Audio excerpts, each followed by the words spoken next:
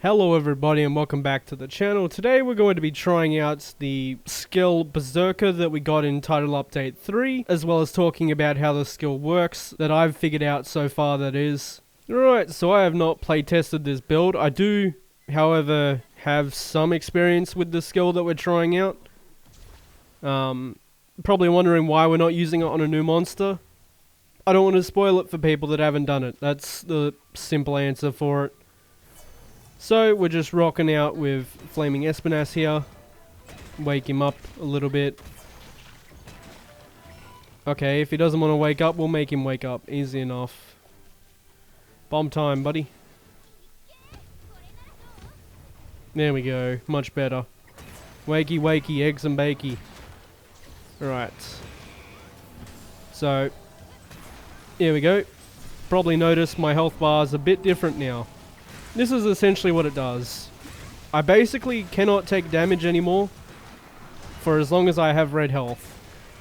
And from my experience testing it so far, it's actually pretty crazy.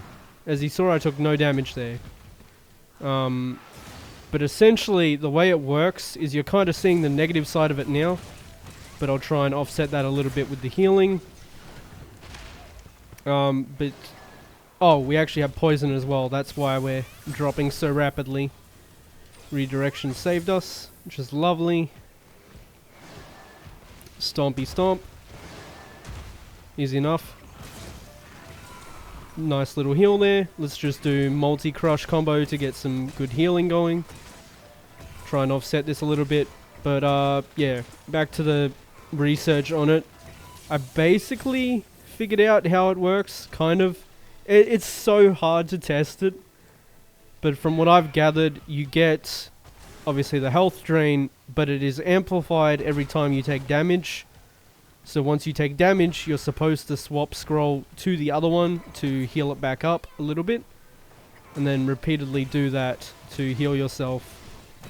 You can also heal yourself while you're recovering, but if you try and do it while you've been hit, which will put you at the max amount that you drain, it'll be very, very difficult for you to actually get any kind of decent healing going.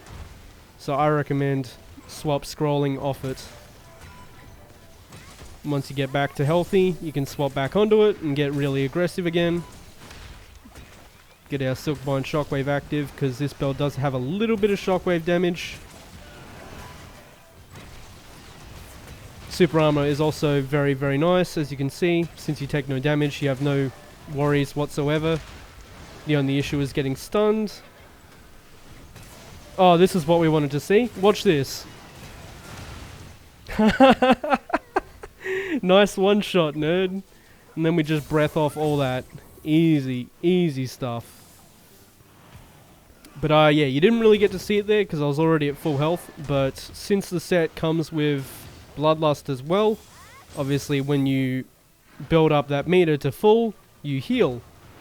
But since everything is recoverable, it just recovers all of your health instead, which is pretty insane to a degree. I don't know, it's so hard to tell whether this will be strong or not, which is why you may not see any builds on this for a while, because it is so hard to tell. Especially for the general player base, it is going to be so difficult to actually gauge how well people will receive it. Alright, get that easy damage out. This set is very bare bones as well. I threw it together thinking that some of it would be nice. There's some Blood Riot, there's some other stuff to try and keep us going. There's quite a bit in this set, honestly.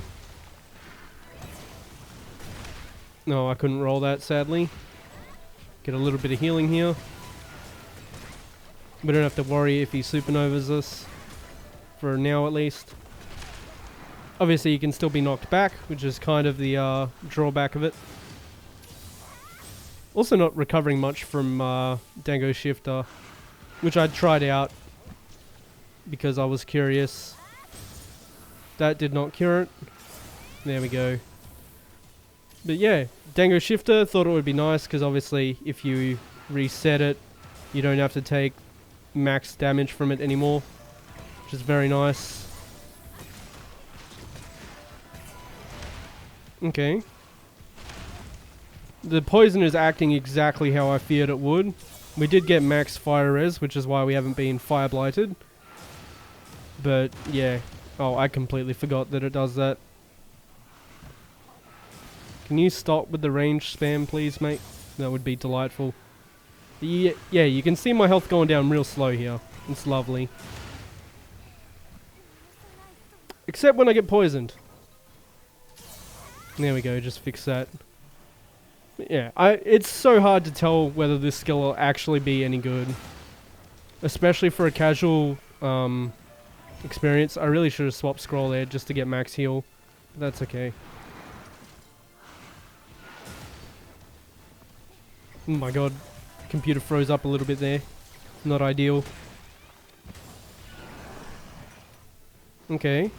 I figured redirection might also be pretty good for this, because that might count as resetting your timer, as some people have called it, because they think there's a timer attached to why you take more damage after a certain time, but I'm pretty sure it's not a timer, it's just if you've taken damage, then it expedites how quickly you drain health. Also, the skill does stack with Dereliction and Bloodlust, so running Dereliction, you can basically run triple suicide sets now, which is really scary. You can die in like, I think 16 seconds is what some of the people were saying. It gets pretty crazy how quickly you will die just from standing.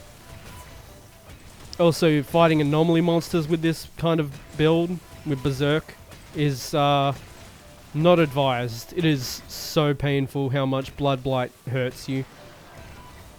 You would think you'd heal it back, you really, really do not. I tried to blind him so we could swap scroll and sharpen. There we go. Because we are at blue and we don't want to be at blue. But that's not too bad. We can heal back up to full basically from Bloodlust here in a second. Because we should get a decent amount of time to just wail on him for a bit. There we go, there's a stun even. But yeah, Blood Right is kind of healing. It's somewhat offsetting it a little bit. Obviously it scales better against better monsters, better hit zones. But Flaming Espinas here doesn't have the best hit zones really. Okay, let's get an Infernal. And this is kind of the best mixed Waterhorn, which is why we're using it. We get a decent amount of shockwave damage and we can do some regular damage. Okay. Obviously no Defiance because I couldn't fit it into the skills at the moment. But that's okay. We can deal with that. I also forgot Evade Extender, which is fine. Okay. Just dodge these hits and then we'll swap scroll. It also counts your red health as the recoverable health. As you can see, I just got all that health back essentially by swapping, which is very nice. Okay, there we go. Get some good stuff rolling here. Armor through that. Yeah, I'm so glad I put fire res decorations on. This would have been so painful without it. Getting burnt and the poison. Okay. Very nice. Just spam away here. Infernal maybe if we have time. Lovely stuff. We get nuked again. It's not going to matter though. It's so cute. The poison sucks obviously. 2 nukes. This is so ridiculous. And then we just do that. Go back to him and start healing up again off his face. Yeah, we healed up to full there because we had Coalescence built up. That's so strong. Obviously this set's going to get refined down quite a bit, but this is... I literally just threw this together because I was like, I want to make a build on this and actually talk about it without full well knowing what it does, because I don't think anyone does yet, as it just came out the other day. Actually, don't even think it was the other day, it was this morning. Oh, we got caught on his feet, but that's fine. Would be very nice to have, oh. Easy enough. Yeah, that was a very casual hunt. Surprised it was 10 minutes. It felt like we were doing very little, but as you can see, Berserk has some potential. It's so hard to tell how good it is. You can also die from the Berserk drain as well. So if your health gets to 0, unlike Dereliction, it'll actually kill you. So be warned about that. Well everybody, that was trying out Title Update 3's skill Berserker. Very interesting skill. I'm excited to see where it goes, but at the same time I'm nervous. But as always, thank you for watching, and I hope to see you in the next one.